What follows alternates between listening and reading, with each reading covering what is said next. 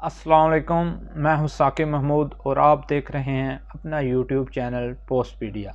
दोस्तों, आज की वीडियो में मैं आपको पीटर मेंडलसन की स्टोरी के बारे में बताऊंगा। 1996 की बहार थी। बरतानिया की लेबर पार्टी का मशहूर लीडर पीटर मेंडलसन अपनी ही सियासी जमात के एक अरबपति रहनुमा जेफरी रॉबिन्सन के घर गया। बातों हुई बातों में जदीद तर्ज तमीर का जिक्र चल निकला। मेंडलसन ने रॉबिन्सन के आलीशान घर पर नज़र दौड़ाई और फिर बड़ी ही हसरत से बोला, इतना ही शानदार घर मेरा भी ख्वाब था। लेकिन मेंडलसन खामोश हो गया। रॉबिन्सन ने करवट बदलकर पूछा, लेकिन? मेंडलसन ने जवाब दिया, लेकिन मैं अफोर्ड नहीं कर सकता। मेंडलसन का ये फिक्रा सुनकर रॉबिन्सन ने कहका लगाया और उसे आसान शरात पर कर्जा की पेशकश कर दी। रॉबिन्सन की ऑफर इस कदर शानदार थी कि बिला सोचा समझे पीटर ने हाँ कर दी। चनाचे अगले ही रोज़ दोनों दोस्त शहर गए। चंद घंटों की जुस्तजू के बाद ट्रेंडी नथिंग हिल एरिया में एक शानदार मकान पसंद कर लिया। 3,37,000 पाउंड में सौदा हुआ जो रॉबिन्सन ने इसी वक्त अदा कर दिया। मई 1997 में बरतानिया में इलेक्शन हुए। अवाम में पीटर मेंडलसन की साख और मकबूलियत के बायस लेबर पार्टी ने लैंडस्लाइड विक्ट्री हासिल कर ली, जिसके नतीजे में टोनी ब्लेयर वजीर आज़म बन गया, जबकि पीटर मेंडलसन वजीर सनत व तजारत और जेफरी रॉबिन्सन खजाने का नायब वजीर हो गया। टोनी ब्लेयर ने वजीर आज़म की हैसियत से अपनी पहली तकरीर में ऐलान किया, हमारी हुकूमत इतनी पाकीज़ा होगी कि पाकीज़गी भी इस पर रश्क करेगी। आने वाले दिनों में ब्लेयर ने अपनी पॉलिसियों और गैर मामूली इक़दामात से अपना यह दावा सच कर दिखाया। ये सब भी मेंडलसन का मरहूम मिन्नत था, क्योंकि वो न सिर्फ आवाम में मकबूल था बल्कि तमाम वज़ारा से भी ज़हीन था। 1998 के वस्त में मेंडलसन की वजारत ने जेफरी रॉबिन्सन के एहसासात की पड़ताल की, जिसकी रिपोर्ट पर वजीर ने कायदे के मुताबिक दस्तखत कर दिए। बात ख़त्म हो गई। लेकिन दिसंबर 1998 के शुरू में लंदन के एक अखबार को किसी ज़रिए से मेंडलसन के खुफिया कर्जे की खबर हो गई। अखबार के रिपोर्टर ने तहकीक के बाद 21 दिसंबर 1998 को मेंडलसन रॉबिन्सन डील की खबर शाया कर दी। बस खबर छपने की देर थी।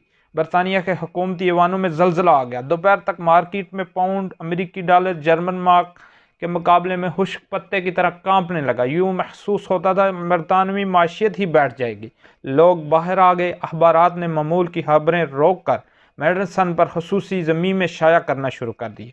इसी शाम ऐवान का हंगामी इजलास हुआ, जिसमें खतून मेंबर एलिज़ाबेथ ने मेंडलसन के बखिए उधेड़ कर रख दिए। मेंडलसन का मौक़िफ़ था, ये मेरा ज़ाती कर्जा था जिसमें ज़रा बराबर भी हुकूमती असर व रसूख इस्तेमाल नहीं हुआ। एलिज़ाबेथ का कहना था, ये दुरुस्त है, इस कर्जे से किसी बरतानवी कानून पर जद नहीं पड़ी। लेकिन इलेक्शन के दौरान जब एहसासात की फहरिस्त तैयार हुई तो मेंडलसन ने इस कर्जे का जिक्र इसमें क्यों नहीं किया।